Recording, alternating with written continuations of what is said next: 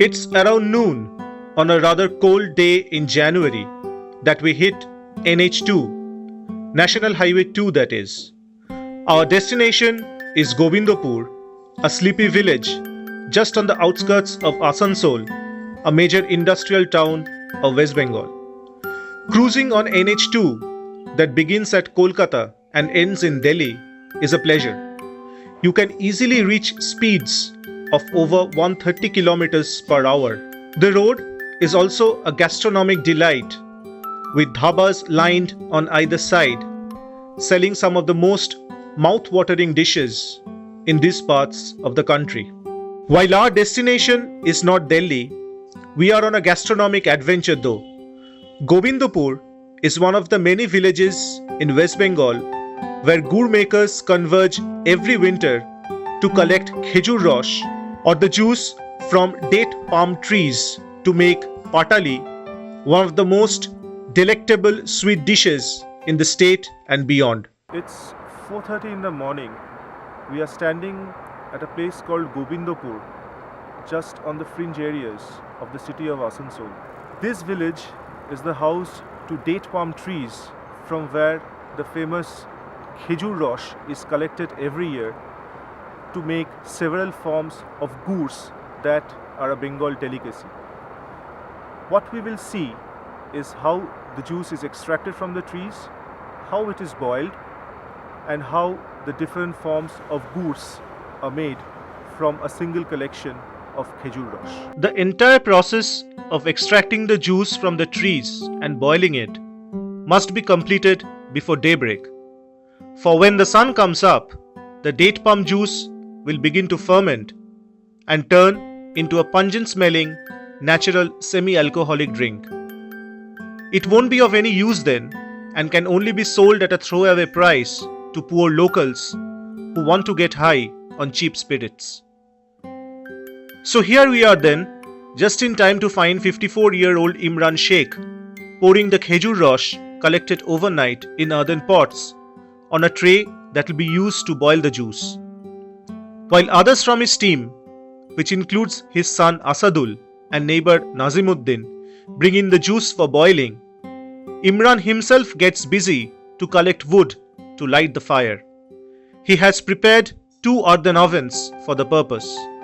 Interestingly, the firewood is nothing but the leaves and branches of date palm trees that have been gathered earlier. The pyre is lighted now, and soon the juice will begin to boil as we catch Imran for a quick chat. Imran hails from a village called Pushkuni in West Bengal's Nodia district. A farmer by profession, he comes to Gobindapur every winter when there is not much agricultural activity back home. The gur trade offers him a good source of income in these lean months.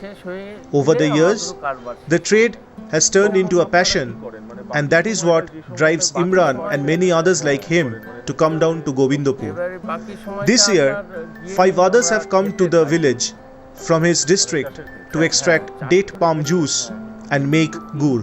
The trade here draws gur makers from all other parts of Bengal as well. Imran has to take the land on lease for about 3 months, beginning a little after Kali Puja till the end of January. He has to shell out 55,000 rupees for that. Once the date palm juice extraction is over, he goes back to his primary profession of paddy, jute and vegetable cultivation. The juice output, Imran says, is fully dependent on the chill factor. Less cold, like this year, could mean a lesser output. But that doesn't deter Imran and others like him to keep coming back every year. Gobindapur is one of the better areas for growing date palm trees and is in high demand. But since Imran has been coming back to the place for nearly a decade and a half now, the landlord renews the lease only with him. Cultivation has largely been steady over the years. Imran and others like him have a steady stream of patrons who keep coming back every year for the purest gur available. The gur made here is fully organic with no trace of artificial preservatives or other added substances. So much has been the popularity that Gobindapur draws gur connoisseurs from neighboring Jharkhand as well. His son Asadul has now started helping him in the making. The earthen pots are tied to the trees at around 2 in the afternoon. A channel is made onto the trunk of the date palm tree where the juice is stored for close to 14 hours. The pots are then brought down to boil the juice. The entire process is usually over by 8 in the morning.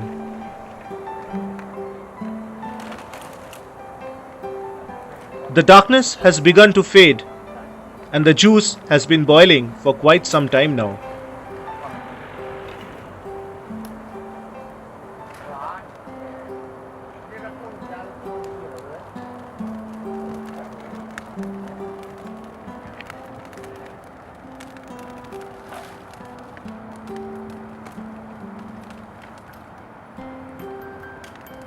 As it starts to reach the boiling point, a white foamy substance called gachh begins to appear on the surface.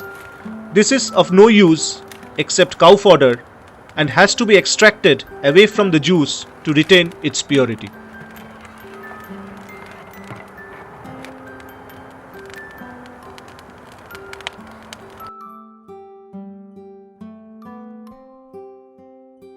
The boiling khejur rosh soon starts to take its characteristic golden brown color.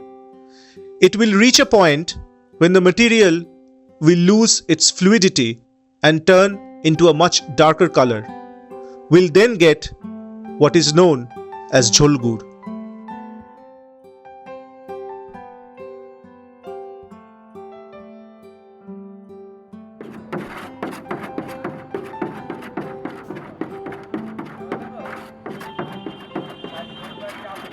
The sound of vehicles moving on the nearby NH2 occasionally pierces the air as Asadul begins the skimming process. The tray on which the juice has boiled all this while has been removed from the oven and has been placed away from the fire. The making of patali, the cake form of gur, is a lengthy process. Once the liquid is cooled, it loses its volume, and that's when it has to be skimmed for close to an hour to get the correct mix between jhola gur and nolen gur. Getting the mix, Imran says, is very important because it determines how the patali will finally taste. The white substance that Asadul is extracting from the rest of the liquid is the first patali.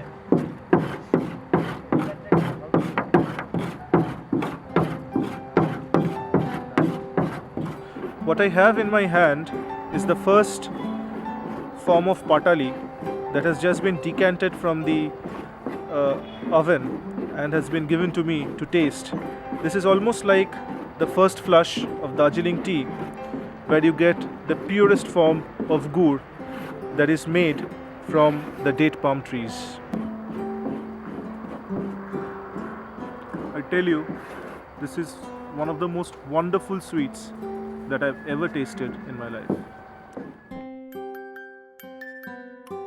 As Imran and Asadul perfect the right mix, Nazimuddin lays down the earthen cups on the ground, where the gur will be poured to cool down. Previously, Imran used to make circular holes on the ground for that purpose, but later opted for earthen cups as the holes were often destroyed by cows and people stepping over them. A white cloth is then placed on the earthen cups on which the liquid will be poured to solidify. Nazimuddin makes a hollow space in the cups with his fingers.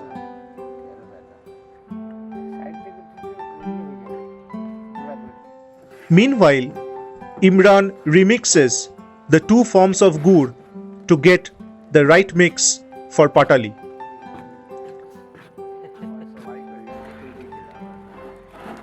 The remixing takes quite some time and is finally ready to be poured onto the cups.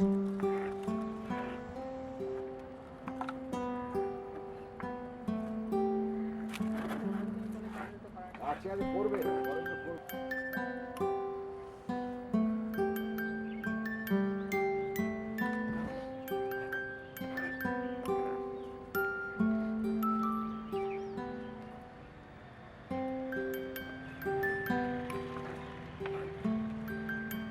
যে গুড়টা তুমি ঢালছো কাপড়ের উপরে, এটা জমতে কতক্ষণ সময় নেবে?